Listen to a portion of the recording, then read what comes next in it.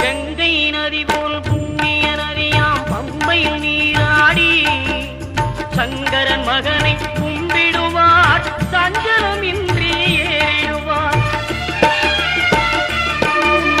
நீலிமலை ஏற்றம் சிவபாலனும் ஏற்றிடுவார். காலமெல்லாம் நமக்கே அருள்காவலனாயிருப்பார். தேகபலம் தா பாதபலம் தா தேகபலம் தா பாதபலம் தா தேகபலம் தா